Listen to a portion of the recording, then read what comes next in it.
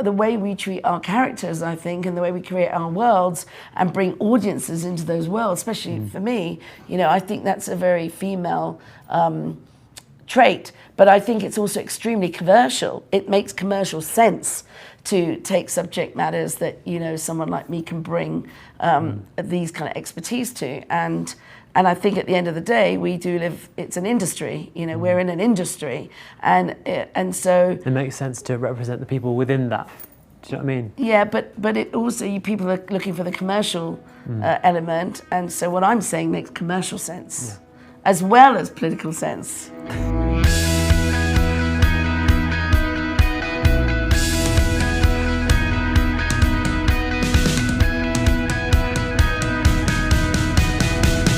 So Grinda saw me in a TV show. I guess she thought it was alright, or I was alright. Then I went in once with just 2 casting directors, then in once with Grinda and 2 casting directors, in again. And then I got a call saying I got it, which is grand. Yeah, that's it. I saw him, and actually I did see a couple of other guys too. And in fact, I loved the guy who plays Roops as well. You know, he had a great charm about him, but he felt very much like Roops. So when he walked in, I knew I would cast him as the friend. But I think with Vivek, what I really had to believe was that he was a kid who sat in his room and wrote poetry. And that's a hard thing, actually, because a lot of young actors are quite streetwise and just different. And he had a kind of, I guess, a tortured side, you know, that came over in his readings, and also growth. I could, you know, see the growth of the character in him. So the film is based on a book by Safraz Manzoor. Safraz is like a super fan of Bruce's.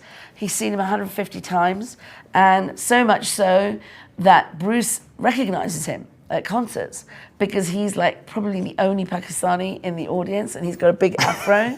And so, like, he was somewhere and Bruce was like, man, what are you doing in Pittsburgh, you know? So he's done a lot of interviews with Bruce, because he's a journalist. So when Safraz wrote his book and gave it to me, I said, I know how to make this film and I know how to do it, but we have to get Bruce on side.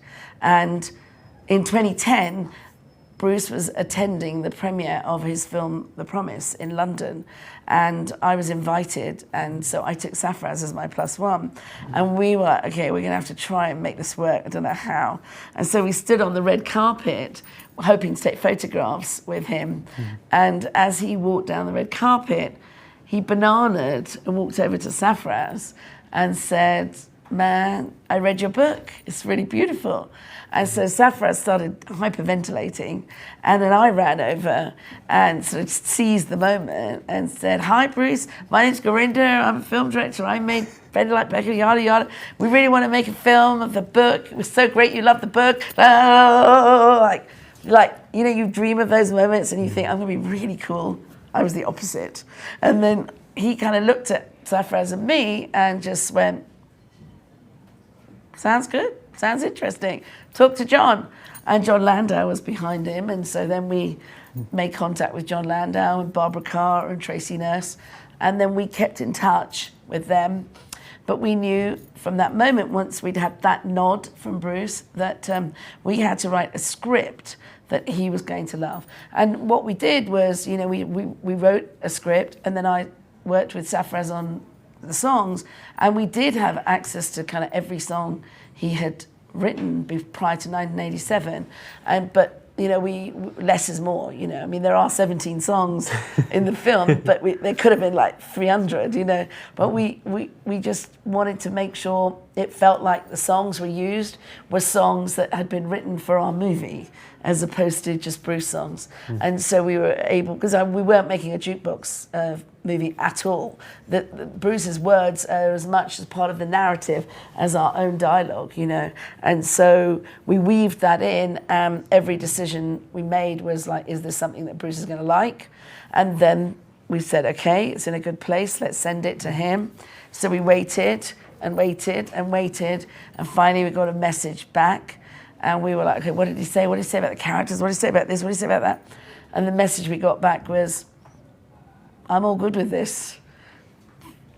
give them what they want. And that's really the great man. And he loved the story. He loved the journey of the character. He loved that it wasn't about him, that it was about Javed.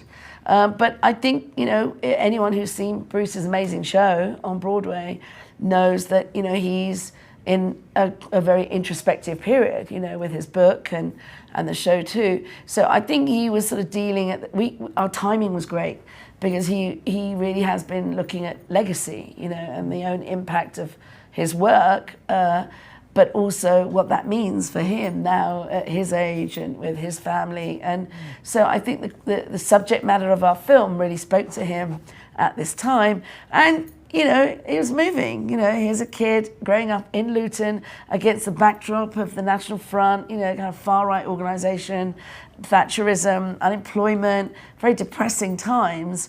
And he relates to, you know, an American-Italian kid writing in New Jersey, you know, in a similar depressing time. And I think Bruce just thought that was very neat, the way that his words sort of fitted that world, and sort of suddenly the sum made it much bigger.